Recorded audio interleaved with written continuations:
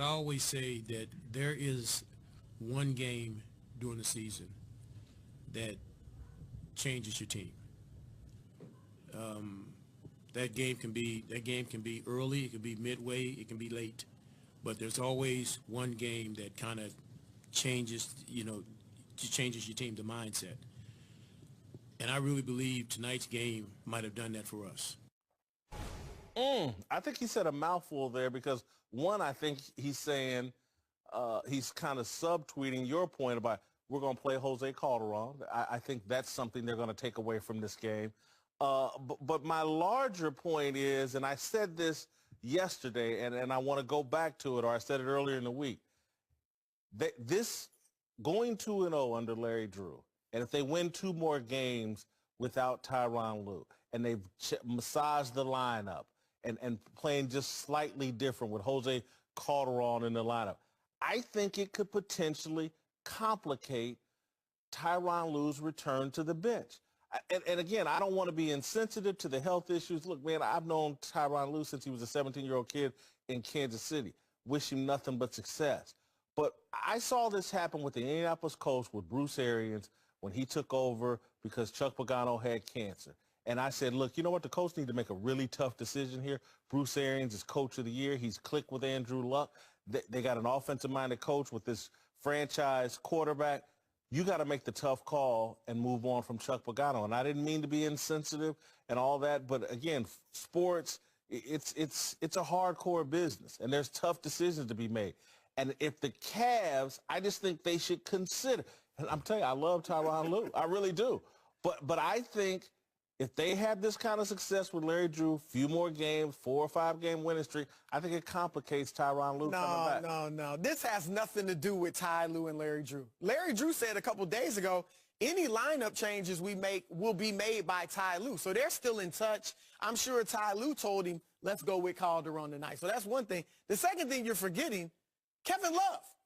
Kevin Love has been in these 2 games that they've won where he wasn't playing for Ty Lue. So that's a huge difference. That's 20 points, 10 rebounds a game. He's hit 8 threes in those 2 games. So it's not like Larry Drew has taken the team that Ty Lue was coaching and struggling with and done well. He has a new team now that Kevin Love is back.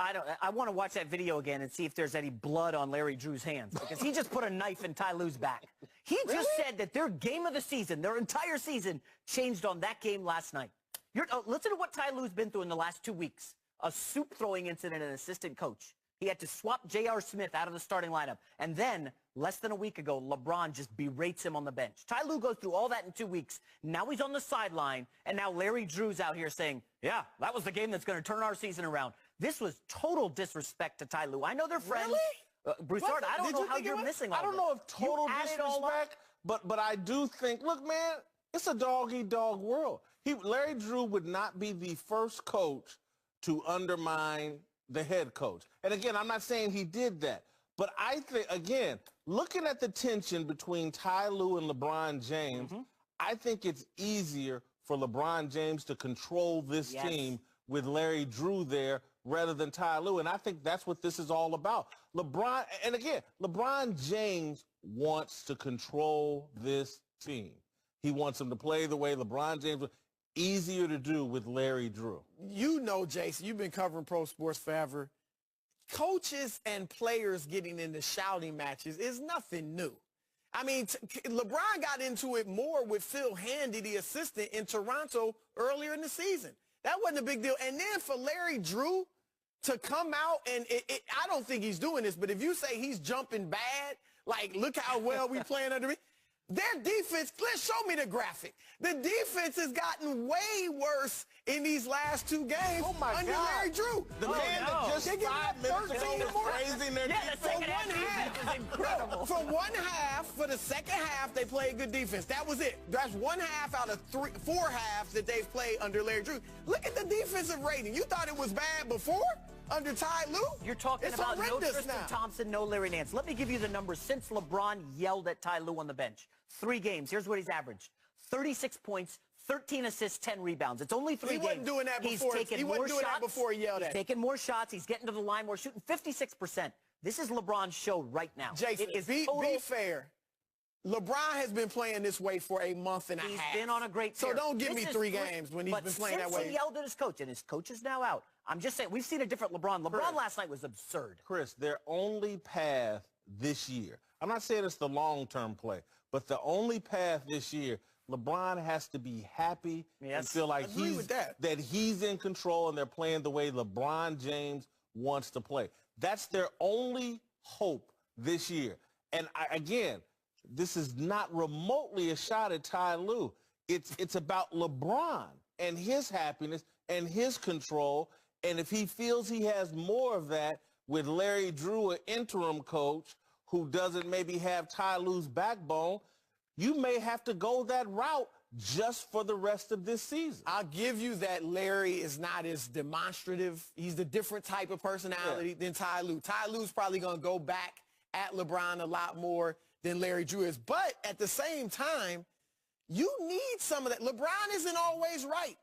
LeBron might want to do something that's not the best thing for the team. Well, Chris, did he not push Kyrie Irving a little bit? We read the stories about Kyrie and him going back and forth at each other in practice. This is a star league. You got to cater to your stars. I don't know if Ty Lue's doing that right now. All right, to San Antonio, where the drama continues over Kawhi Leonard's injury. According to Adrian Wojnarowski, the Spurs held a tense and emotional players-only meeting over the weekend to convince Kawhi to get back on the court for their playoff push. Today, San Antonio's Danny Green denied the report, tweeting, quote, "Couldn't be any more incorrect, LOL." Listen, I think I'm not going to disparage Adrian's report. Adrian Wojnarowski's reporting on the NBA is really rock solid. What I think could happen is the truth could be somewhere in the middle. Yeah.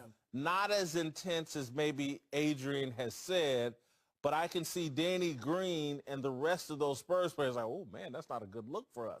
And so he's trying to walk it back, and it wasn't that. We weren't trying to tell Kawhi what to do.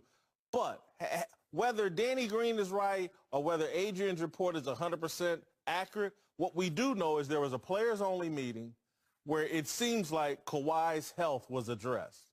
And to me, that's out of bounds. When you're talking about this much money and this man's future, these players need to leave that to the coach and the organization and Kawhi Leonard. I would not want Tony Parker, Manu Ginobili, any of these players that are at the end of their career who are desperate, oh, we got to get Kawhi back out here or I'm going to end in a bad note. I don't want them anyway involved. And I could see a scenario where Pop gassed him up to do it. And I think it's all wrong. They're trying to put pressure on this kid. It's his health. It's his future. You've injected this much money into pro sports. The guy's going to be very careful because he's not going to ruin the rest of his career. All of this, to me, whether it was intense or whether it was nice, all of it out of bounds. I think it depends on how they approach him. I agree. If they sat him down and were like, look, man, you look ready to us. We need you out there. What are you doing? The doctor's clear. You know, if that's the way they came at it, that's wrong. If it was like the San Antonio News Express reported that it wasn't a tense meeting. If it was a meeting of Kawhi, you know, we've been playing 3-on-3, 4-on-4 with us. You look good. Like, you know, are you ready? Like, can you get out there? What do you think? How close are you? If it was more of that, I don't really have a problem with it. And I will say this, too. You may disagree. I don't think Manu Ginobili called out Kawhi. I know a lot of people in his quotes? Yeah, I don't believe that. I believe... You don't think that was called? I don't think that was a call out. I think Manu Ginobili was simply stating a fact. If you are an athlete, you cannot be looking out of the side of your eyes for somebody else to come and save you. The best thing for the San Antonio Spurs players is to play like Kawhi is not coming back. If he does come back, it's gravy and it's great. But their mentality has got to be, it's us 12. That's it, no Kawhi. And since they did that, that's when they went on this winning streak. Before it, when they were losing, remember there was the report out by Lisa Salters that Kawhi's coming back. I think they were feeling like our man is coming back, we'll be good. So I don't think that was a call out. I think that was a statement of fact. He did say, for me, Kawhi's not coming back. But there were some other, I thought, subtle pot shots about that seemed to infer he needed to make himself more a part of the team even while he's nursing this injury. I thought that was a shot, And again, that's what makes me think Pop has gassed up some of these veterans and everybody's turned on Kawhi, and I think it's inappropriate. I would agree that's what's happening, but I'm all for this meeting. I'm 100% for it. Listen, desperate times call for desperate measures, and the Spurs are desperate. When they're going in practice 3-on-3 against Kawhi, and he's performing great, and he's still saying I'm injured, and the training staff is saying he's good, ready to go, there's a problem. I don't think Kawhi Leonard wants to be there right now. Is that not the only takeaway from this? Wait a sec. The training staff's telling me I'm healthy. I don't feel right. My teammates are coming at me. Popovich called me out during the All-Star break. You know, this is all very bad in San Antonio. I know everybody loves to defend Popovich. He's 69 years old. He's been coaching in the NBA for, I believe, since 1996 with the Spurs. He's near the end. People don't want to say that. He's near the end. For Kawhi Leonard, I don't think he wants to be there. I'm going to make this personal and go all the way back to my mediocre college career and my mediocre effort as a college player. And so the coaching staff, the particular head coach and the team doctor, I think well-intentioned, wanting to push me. During the spring, I tore my ACL, and they said, oh, you just stretched it. It wasn't torn. And so everybody was on me, Whitlock's being lazy, but they push. And I played my senior season with a torn ACL. As soon as the season was over, though, I went to my own doctor, and he was within 5 minutes. He goes, yeah, your ACL's torn. Let's do a scope and blah, blah, blah. They didn't tell you it was torn? No. So they lied to you? No, they didn't lie. Oh. They misdiagnosed or fudged or pushed or whatever. And again, I'm not demonizing anybody, but I'm just saying, as a player, you have to look out for yourself. You have to know your own body. It can't be your teammates and what they see. It can't be the team doctors. Can't be Popovich. Kawhi Leonard's got to trust what he believes is best for Kawhi Leonard. This is also a guy who's never played 75 or more games in the league. He's in his 7th year. I think there's a history here of Kawhi maybe being allegations that he's soft. Maybe there is some of that. This is one of the best two-way players in the league. I'm not taking anything away. But when your coach, your training staff, and your teammates are all saying, dude, we need you, what's going on, there's a problem. He's been a guy ever since he's been in the league. San Antonio will tell you this, that he feels like he has to be 110% to go play.